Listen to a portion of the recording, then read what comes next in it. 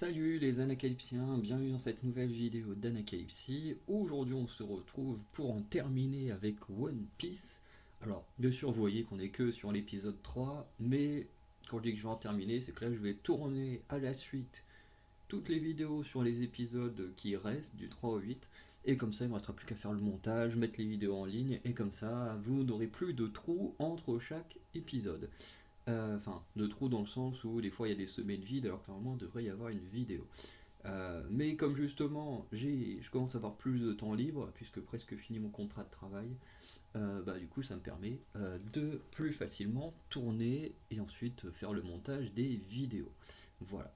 Du coup, on est à l'épisode 3, pas d'histoire. Du coup, on va en parler et voir un peu ce que ça donne. Du coup, on ouvre sur le village de Siro, il y a 7 ans, avec Usopp qui fait croire que les pirates sont en approche tous les jours et cependant des années. Alors ça, c'est très bien adapté, hein, le manga, c'est totalement ça. De toute façon, le but de l'histoire d'Usopp, c'est que le mec a tellement répété ses mensonges que au moment où ça arrive, personne ne le croit et que tout le monde se retrouve dans la merde. Je sais plus de quelle histoire c'est tiré à la base. Parce que c'est pas One Piece qui a inventé ça. Je sais que ça vient d'une histoire à la base et qui reprend ça. Bref. Mais en gros, voilà, c'est l'histoire d'une personne qui ment tellement que au moment où une catastrophe arrive, et ben plus personne ne le croit. Et du coup, c'est ce qui va se passer ici. Bien qu'au bout d'un moment, l'adaptation va prendre des libertés, mais sur ce point-là, en tout cas, on est plutôt fidèle. Luffy va créer son drapeau, voilà, et on remarque son talent naze pour le dessin. Alors ça aussi c'était plutôt sympa, parce que pour certains qui connaissent pas l'univers de One Piece à la base, vont se dire ah ouais ok c'est quoi ça? Alors que dès qu'on connaît le manga ou l'animé, effectivement c'est un tout petit bout du truc, mais un tout petit bout qui quand même fait une belle référence au manga. Bref. En tout cas, moi j'ai bien aimé que Luffy fasse son drapeau pourri, enfin pourri dans le sens où il est moche, hein, alors que lui en plus il adore. Voilà, j'ai bien aimé ça. Même si c'était pas obligé de le montrer en soi. J'aurais pu directement faire le beau drapeau, mais voilà, j'aime bien le petit clin d'œil. Ensuite, on a Luffy qui annonce qu'il veut un gros navire pour les chapeaux de paille. Mais les autres ne se considèrent pas encore comme un équipage. Bon, ça colle pas trop au manga. Enfin, effectivement, Luffy, quand il démarre l'aventure tout seul, il dit qu'il aimerait avoir 9 compagnons, je crois, un truc comme ça. Bon, de toute façon, dans sa tête, il a déjà à peu près l'archétype des compagnons qu'il aimerait avoir. Effectivement, il sait pas naviguer, donc il aimerait une navigatrice. Il sait pas forcément cuisiner, donc il veut un cuisinier. Enfin bref, il veut des gens qui peuvent compléter ce que lui ne sait pas faire. Bon, il n'y a que Zoro en soi qui est là, en fait qui ne complète rien de Luffy, puisque Zoro il est surtout là pour la baston et picoler, chose que, bon, Luffy il picole pas, mais la baston il sait très bien le faire tout seul. Mais les autres ont tous plus ou moins des aptitudes que Luffy n'a pas. Après, on pourrait peut-être pinailler en disant oui, mais Zoro il se bat avec des sabres. Oui, bon, c'est juste un combattant comme Luffy, quoi. Il n'a pas d'autre chose à part être le second, tout ça, le bras droit, euh, de plus que les autres. Je veux dire, comme Nami, au bout d'un moment, elle va savoir se battre, surtout quand elle va avoir des power-ups de malade.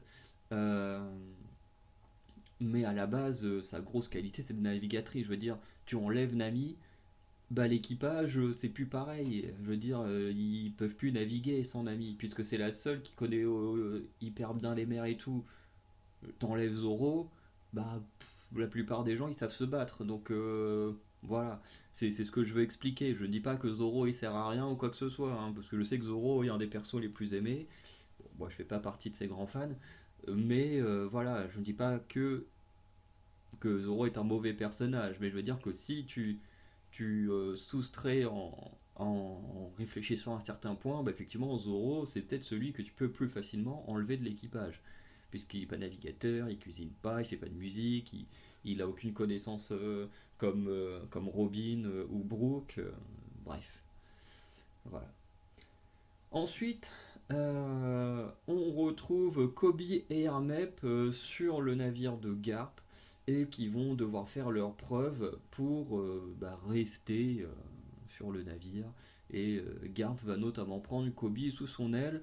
Alors, ça, je suis plutôt d'accord avec des youtubeurs qui en ont parlé, notamment le chef Otaku, parce que c'est le seul, je crois, dont j'ai vu les vidéos. J'en ai peut-être vu d'autres, mais celles du chef Otaku sont celles euh, qui m'ont le plus, qui m'ont le plus marqué. Euh, mais globalement, je suis assez d'accord que cette histoire de Kobe Harmep, elle colle très bien au manga, dans le sens où dans le manga, je vais me répéter sûrement sur des vidéos que j'ai dit, mais comme elles sont sorties maintenant il y a un petit moment, l'épisode 1 et 2, euh, en gros, dans le manga, soit quand on a une première page de chapitre, soit ce sont des dessins un peu random. Je sais pas, par exemple, tu vas voir Luffy, je sais pas, dans une piscine. Je sais pas, je dis des conneries, hein, mais voilà, tu vas voir Nami avec un lion. Enfin, bref, tu vas voir des trucs un peu random. Actuellement, par exemple, on a des dessins demandés par des fans et que du coup, Eiichiro Oda il fait. Et tu as également la troisième option qui est la plus intéressante. Ce sont les chapitres en fait qui continuent l'histoire de certains personnages mais du coup à travers les premières pages de chapitres. Et comme ça, sur une trentaine de chapitres, tu peux suivre comme ça les histoires. Et notamment, il existe comme une sorte de manga qui compile toutes ces petites histoires à la suite. Et comme ça, qui permet de suivre plus facilement l'histoire qu'il y a sur les chapitres plutôt que de revenir à chaque fois sur ces mangas, regarder le premier chapitre. Il y a un petit bouquin comme ça, je sais, qui existe. Alors forcément, ça va pas jusqu'à aujourd'hui parce que ce truc-là, il est sorti il y a au moins plus de 5, entre 5 et 10 ans. Donc forcément, il n'y a pas des histoires plus récentes, mais je sais que ça existe. Pour les plus anciennes histoires, comme celle de Baggy qui retrouve tous les membres de son corps, il y a aussi l'histoire du coup de Kobe et Hermep dont on voit l'entraînement par Garp. On a aussi l'histoire d'autres personnages liés au CP9 ou à NR. J'en dirai pas plus pour ceux qui ne connaissent pas l'univers, pour pas spoiler, mais des personnages ou groupes de personnages euh, que personnellement j'ai très hâte de voir adapter.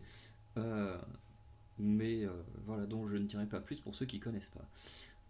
Mais voilà, ce que je veux dire, c'est que à la base, c'est des trucs où c'est très secondaire, sinon, Eiichiroda veut quand même mettre une certaine importance en le mettant dans les premières pages de chapitre, enfin en première page de chapitre, mais en même temps, c'est pas suffisamment important pour que ce soit dans l'histoire.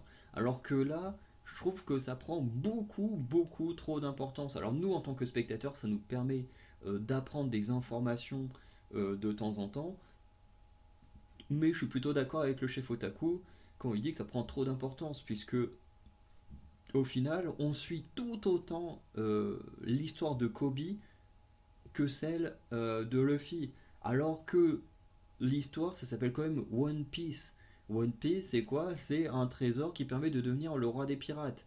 Donc c'est plutôt illogique que l'un de tes personnages principaux que tu mets le plus en avant dans ta série télé, c'est un membre de la marine. Je dis pas qu'il faut pas lui donner une certaine importance, hein. Kobe, c'est quand même un personnage assez important. Il y a pas longtemps, dans La Ruche, il a fait des trucs badass. Seuls ceux qui ont lu les scans peuvent comprendre ce que je dis, parce que même ceux qui regardent l'animé, ils n'ont pas encore vu ce truc-là. Mais, euh, mais c'est pas le héros du manga. Même à Marineford, il va faire des trucs très cool et tout. Mais ce n'est pas le héros. Là, t'as limite l'impression que Kobe, c'est également un héros comme Luffy, ce qui est très bizarre. Très bizarre de mettre un membre de la marine. Ok, c'est un ami de Luffy, même si tous les deux dans un camp adverse, ils se considèrent quand même comme des amis et tout. Mais, mais pour moi, je trouve qu'il y a vraiment un truc qui va pas avec ça. Après, c'est mon avis, chacun a celui qu'il veut, mais je trouve que l'histoire de Kobe et Hermep, et même de Garp, prennent trop de place, surtout que Garp est peut-être l'un des persos les plus mal adaptés de cette première saison. On passe à la suite où on va chez Baggy qui va recomposer son corps. Bon bah là du coup c'est extrêmement rapide, hein. Contrairement à dans le manga comme je disais où ça prend plein de petites histoires où il va être en mini Baggy à voyager pour retrouver les membres, les parties de son corps et tout qui ont été projetés sur une autre île ou je sais plus quoi. Là, il le retrouve, là, il recompose son corps tout de suite chez lui, jusqu'à l'arrivée de Kuroibi, qui est un membre de l'équipage d'Arlong, puisque ce dernier veut lui parler. Et quand je dis ce dernier, c'est que Arlong veut parler à Baggy. Alors ça, c'est totalement une adaptation, puisque dans le manga, les personnages de East Blue, du moins les méchants, ne sont jamais en contact. Je pense que la plupart connaissent les autres par rapport aux primes et tout ça, mais ne se rencontrent jamais. Je veux dire, Luffy, il commence, il rencontre Alvida, boum, il bat Alvida. Ensuite, il va sur une autre île, il rencontre le colonel Morgan, boum, il bat le colonel Morgan. Ensuite, il va sur une autre île, il rencontre Kuro, il rencontre Kuro, il le bat, paf. Ensuite, il va au Barati, il rencontre Don Krieg, hop, il bat Don Krieg, Mihawk et Zoro ont leur histoire, boum, on va sur une autre île, on bat Arlong, boum, et en fait ces personnages-là, c'est toujours, enfin, à chaque fois c'est des histoires, des aventures qui sont île par île. En fait, les persos ne sont pas connectés entre eux. Alors, plus tard, ce sont des choses qui vont arriver, notamment sur tout ce qui touche Dressrosa, Punk Hazard, Wano Kuni. Ce sont trois arcs différents, mais qui sont liés les uns aux autres. J'expliquerai pas pourquoi pour ceux qui ne connaissent pas le manga, mais par exemple, il y a des lieux comme ça qui sont liés aux autres, notamment la saison 2 qui est censée suivre la saga Alabasta, ou une partie de la saga Alabasta. Tout ce qui s'y passe est lié, plus ou moins. Pas forcément les gens qui vivent sur les îles, mais il y a des petits détails à chaque fois qui sont liés à ce qui se passera à Alabasta à la fin. Donc c'est des choses qui arrivent un peu plus tard, mais en tout cas à Ice Blue dans le manga ça n'arrive pas. C'est une adaptation qui moi me dérange pas plus que ça.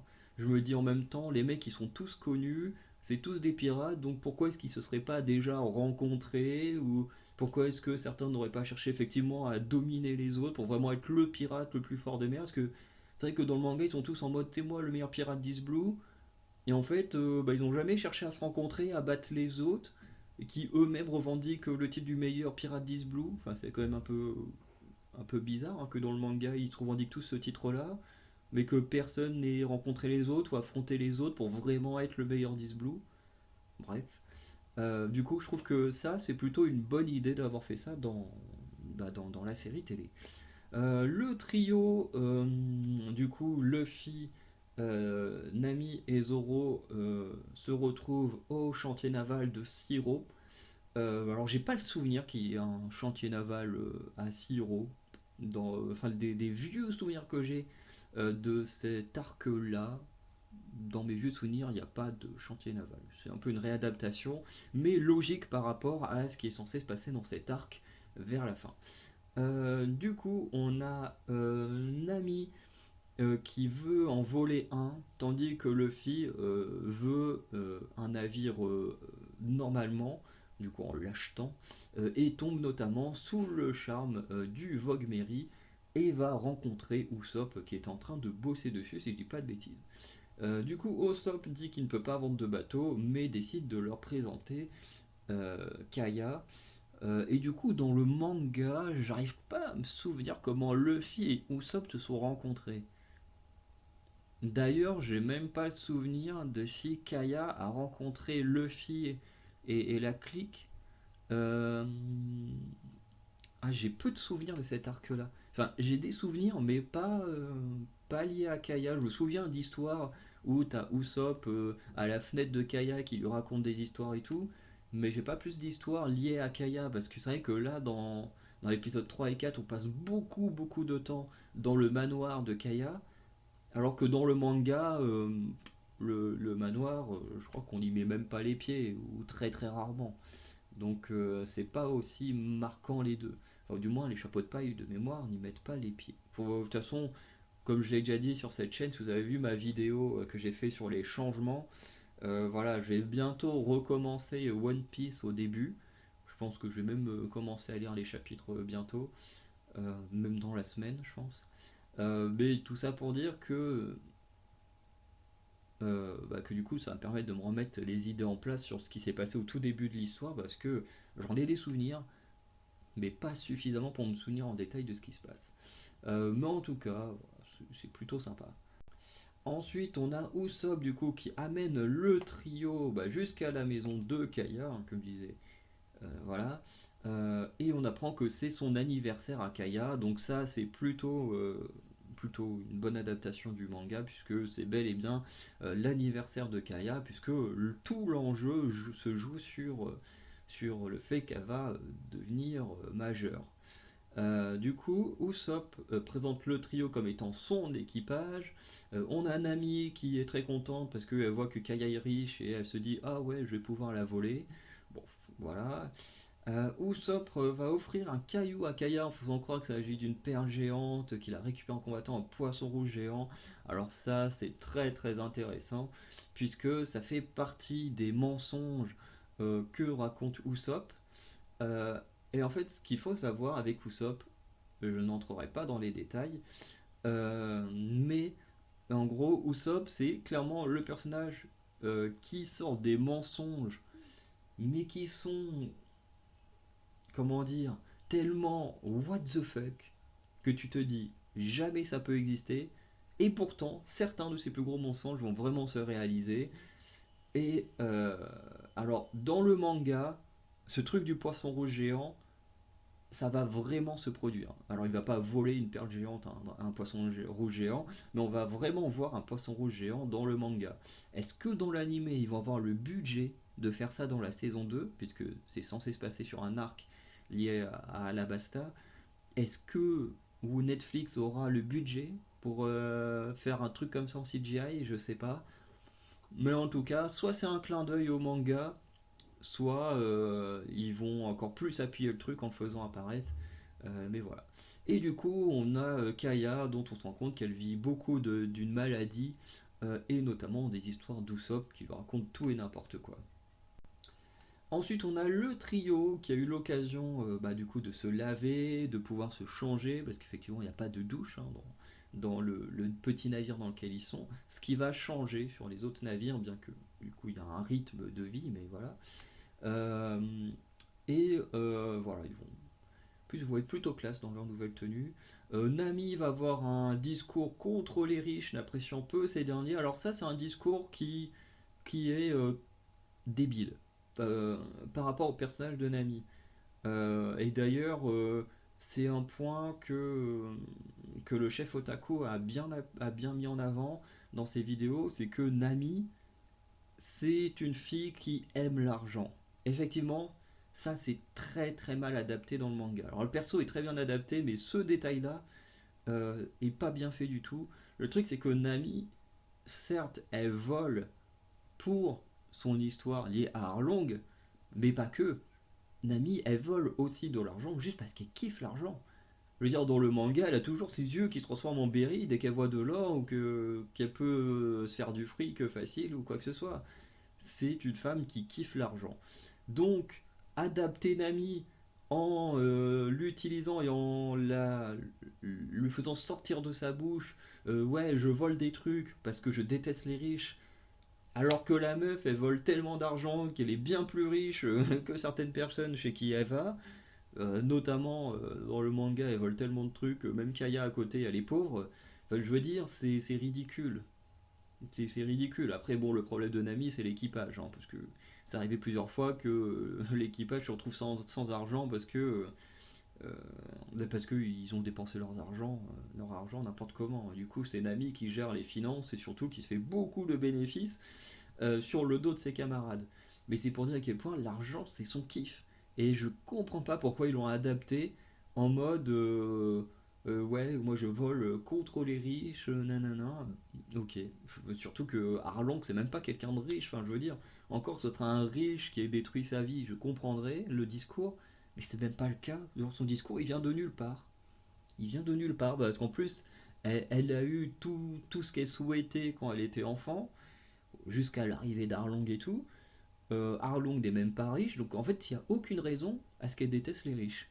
Aucune raison. À part la jalousie, peut-être, voilà. Mais elle s'est déjà mis tellement de thunes de côté qu'elle est même plus riche que Kaya. Enfin bref, j'ai pas compris ce discours, qui est totalement ridicule et totalement à l'inverse de l'essence de Nami. Bref. Du coup, on a Luffy qui pense pouvoir convaincre Kaya de lui offrir le Vogue Mary, tandis que Zoro, lui, a l'impression d'avoir déjà vu le majordome Claadol quelque part. Et Zoro a bien raison, puisqu'on apprend que le repas sera empoisonné, puisqu'on voit Chia, mais je sais plus comment il s'appelle l'autre, je sais que je l'ai noté à un moment donné, mais bon, ils sont tellement mal adaptés eux deux que bon, on s'en fout. Euh, Et pendant le repas d'anniversaire de Kaya, Luffy va annoncer vouloir acheter un bateau à cette dernière et vouloir devenir le roi des pirates. Bref, du Luffy tout craché. Euh, C'était pas les meilleures scènes, honnêtement. C'était pas non plus incroyable, mais bon, ça faisait le taf. Du coup, sur le navire de Garp, on a Hermep qui coupe Kobe et Garp en plein jeu, parce que ouais, globalement sur cet épisode, en plus Kobe et Garp ils servent à rien, ils passent leur temps à jouer à un jeu, là je sais plus comment ça s'appelle. Bref, j'ai tout ça juste pour montrer que Kobe pouvait avoir un esprit tactique en battant Garp. Bref, c'était un peu nul, hein, c'était totalement nul l'histoire de Kobe, Garp et Hermep sur cet épisode. Mais bref, Hermep vient pour dire qu'ils ont découvert l'ancien bateau de Luffy avec son drapeau. Voilà. Et du coup, ce qui va permettre à Garp de donner la première mission à Kobe, qui est d'aller sur l'île la plus proche, et du coup bah, de retrouver Luffy et tout ça. À Siro, on a Mary qui va entrer en conflit avec Claadol dans la cave et qui va se faire poignarder par Claadol, qui n'est nul autre que Kuro, dont on avait vu l'affiche dans le coffre que Nami avait réussi à percer. Donc ça c'est plutôt proche du manga, hein. Mary se fait également poignarder par Kuro, à la seule différence, bon, je spoil un peu l'épisode suivant, mais en même temps la série est sortie il y a déjà 2 mois, donc techniquement c'est plus vraiment un spoil. Mais dans la série télé, ils ont décidé d'être plus réalistes et du coup de vraiment tuer Mary, puisque Mary est vraiment mort, alors que dans le manga, Mary ne meurt pas et du coup arrive à être soigné de ses blessures. Parce qu'ils sont pas jetés dans un puits comme ça, ils sont juste blessé, enfin il est juste blessé, bref. Mais en tout cas, l'agression de Kuro sur Mary existe bel et bien dans le manga, donc ça c'est cool. On continue avec Arlong du coup qui se rend chez Baggy afin de rappeler que c'est lui le plus grand pirate d'East Blue. Voilà, et remettre un peu Baggy à sa place. Et ce dernier va réussir à rester en vie en balançant les agissements de Luffy et aussi les trucs par rapport à la carte. Chose qui est totalement. En fait, le rapport de Arlong par rapport à la carte, elle n'est pas logique. Alors, dans le sens où Arlong, il se sert de Nami pour avoir des cartes du monde entier, tu dis ok, mais ça n'empêche que les hommes poissons, ils viennent pas d'East Blue, ils viennent de Grand Line, du Nouveau Monde, tout ça. Donc, pourquoi est-ce que le mec, il veut absolument une carte d'un endroit qu'il connaît déjà? C'est bizarre, hein. C'est très bizarre qu'il veuille une carte d'un lieu qu'ils connaissent déjà. Je sais pas, je comprends pas trop le délire de. Surtout que l'histoire de cette carte, elle va pas aussi loin que Baggy. D'ailleurs, Baggy que j'ai oublié dans les îles où ils affrontent un méchant. Euh, mais de mémoire, il y a un rapport avec une carte et Baggy, mais clairement pas. Il n'y a pas de rapport de carte sur tout l'arc. Bref. Enfin surtout toute la saga Is Blue. Bref, on retourne chez Kaya où le trio ne sait pas se tenir. Zoro, on le retrouve en train de chercher de l'alcool au lieu de dormir. Luffy, au lieu de dormir, il est en train de chercher de la bouffe. Et en plus, l'imbécile, il va bouffer les trucs empoisonnés. Heureusement que son corps en caoutchouc va le sauver. Et Nami, elle, est en train de faire un cambriolage jusqu'à ce que voilà, elle se fasse choper par Kaya. Kaya qui va prouver à Nami que les riches ne sont pas tous méchants, nanana, on s'en bat les couilles, puisqu'elle fait preuve de charité et de gentillesse envers Nami. Euh, j'ai trouvé le discours de. Enfin, ce qu'ils veulent démontrer, je trouvais ça un peu ridicule parce que t'as pas besoin de nous l'appuyer comme ça. On le sait tous qu'il y a des riches qui sont cons, des riches qui sont cool, qu'il y a des pauvres qui sont cons, des pauvres qui sont cool, des gens de la moyenne classe qui sont cool et d'autres qui sont cons. Enfin, je veux dire, c'est pas l'argent qui fait que t'es quelqu'un de bien ou quelqu'un de mauvais. C'est juste ton comportement, comment tu agis, comment tu utilises ces choses-là. Je veux dire, on n'a pas besoin puis de toute façon, c'est totalement illogique avec Nami. Enfin, je veux dire, on essaye de remettre Nami sur le droit chemin, alors que bah, dans le manga, Nami, elle s'en bat les couilles d'être sur le droit chemin. Elle, tout ce qu'elle veut, c'est du flouze, n'importe qui, enfin, peu importe à qui elle le vole, quoi. Elle extorque même ses propres compagnons. Donc, là-dessus, le rapport entre Nami et l'argent dans l'adaptation est très mal foutu. On découvre ensuite un petit peu de flashback d'Usopp en découvrant qu'il est orphelin puisque sa mère est morte et que son père bah, est membre de l'équipage de Shanks le Roux. Voilà, et qu'il connaît Kaya depuis tout petit. On apprend également que bien qu'il raconte toujours des histoires, Kaya trouve un réconfort dans ses histoires. Elle n'est pas conne, c'est très bien que ce sont des mensonges, mais ça lui permet de se divertir, de se sentir bien, puisque un peu comme dans le manga, bah, Kaya ne peut pas sortir du manoir. Elle est tout le temps enfermée dans ce manoir avec sa maladie. Et ce qui fait que bah, c'est les histoires complètement what the fuck d'Usopp qui lui permettent bah, du coup de s'évader un peu de ce lieu fermé où elle est un peu prisonnière, quoi. On découvre aussi, comme je viens de le dire, que le père d'Usopp est un pirate du nom de Yasop, et Luffy l'a très bien connu puisqu'il fait partie de l'équipage de Shanks, ça je l'ai dit il y a 2 secondes. Donc ça c'est plutôt intéressant parce que dans le manga, j'ai pas le souvenir que Luffy et Usopp aient un moment cet échange en mode ah ton père c'est machin, je le connais bien, et voilà. Et là j'ai trouvé bien qu'ils le mettent en avant parce que effectivement par rapport au manga, à part dans One Piece Red, le film, ce qui est pas terrible, j'ai pas le souvenir d'une conversation entre Luffy et Usopp en mode ah tiens je connais ton père, je l'ai connu quand j'étais gamin, machin. Bon, après, c'est comme ça, hein. Nous, en tant que spectateurs, on le sait au bout d'un moment, mais c'est vrai que je me souviens plus de si c'est autant mis en avant que ça. On termine du coup avec Luffy, comme je disais, comme un con, va bouffer la marmite remplie de poison, qui à la base est destinée à Kaya, ce qui va le mettre KO. Tandis que Zoro et Usopp vont découvrir le corps de Mary, mais aussi Kuro, le fameux chat noir. Et on apprend que le Kuro qui avait été arrêté par le colonel Morgan était un faux Kuro. Chose qui est totalement vraie dans le manga. Dans le manga, c'est ce qui se passe. Du coup, c'est un faux Kuro qui est arrêté afin que bah, du coup, le vrai puisse changer d'identité pour son plan, du coup, qui était de devenir Claadol pour extorquer une fortune euh, à, euh, à Kaya, puisque ses parents étant mortes, dès qu'elle devenait adulte, elle touchait tout l'argent de ses parents. Du coup, bah, lui, il manipulait Kaya pour que cette dernière le mette sur son testament, et comme ça, ensuite, il la tué, il se faisait toute la fortune. Bref, pour un pirate, c'est quand même très bizarre. Même dans le manga, hein, tu dis, le mec, c'est un pirate, et il fait des plans sur des années et tout pour gagner une fortune, alors qu'en fait, il a juste à venir, à piller le village et à prendre l'argent, quoi. Bref, c'est un peu con. Enfin, je veux dire, c'est un pirate très très chelou, Kuro, hein. Même par rapport au manga, hein. Je critique pas que la série, mais même niveau manga, Kuro, c'est quand même un pirate très chelou. Euh, on apprend aussi, enfin, on a Zoro qui va tenter de le combattre, mais qui va être vaincu par un des bras droits de Kuro qui va juste le frapper par derrière, si je dis pas de bêtises. Tandis que Usopp, lui, il va s'enfuir.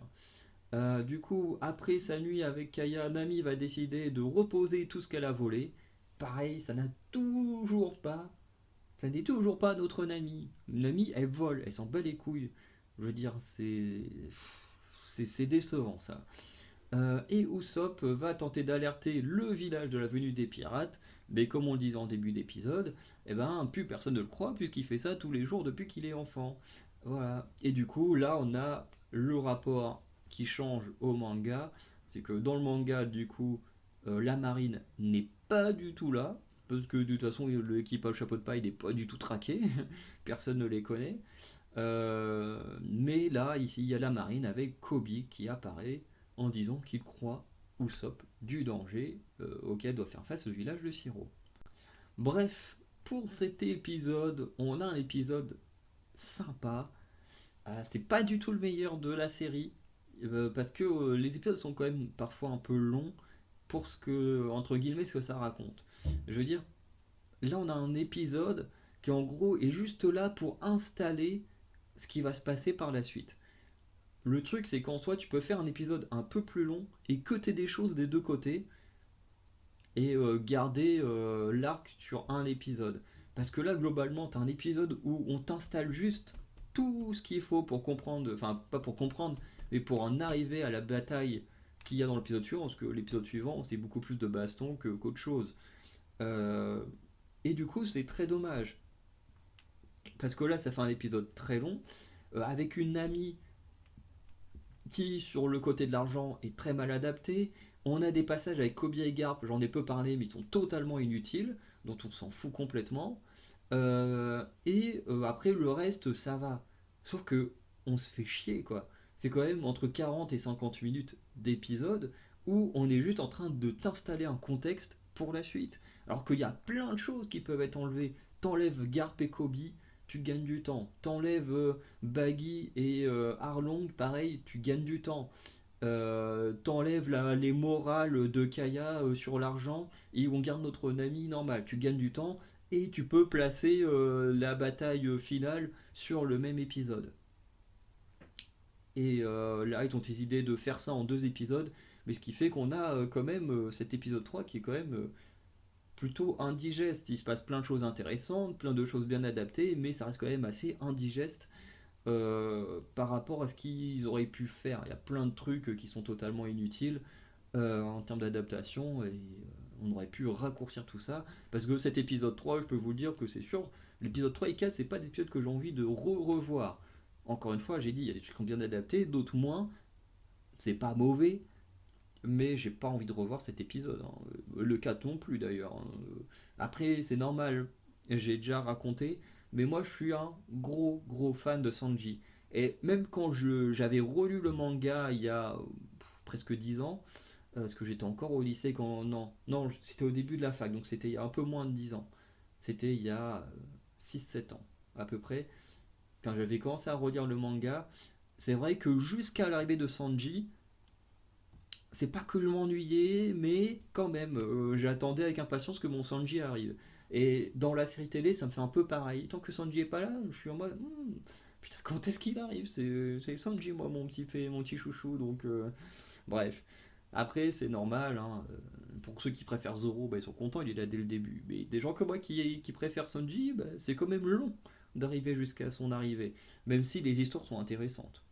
Ça, je dis pas le contraire. Mais moi, je prends plus de plaisir à lire One Piece une fois que Sanji est dans l'équipage. Bref. En tout cas, on va s'arrêter là. N'hésitez pas à dire ce que vous avez pensé de cet épisode. Du coup, on se dit à très bientôt pour de nouvelles vidéos. Passez une bonne journée, une bonne soirée. Ciao.